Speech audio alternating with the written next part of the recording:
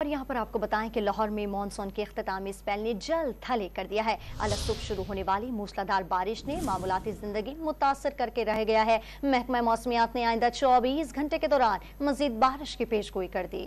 لاہور میں تاج پورہ، گلشن راوی، ہربنس پورہ، جوہر ٹاؤن، گلبرگ، نشتر سپورٹس کمپلیکس، ایئرپورٹ اور اطراف کے علاقوں میں بادل جم کر برسے۔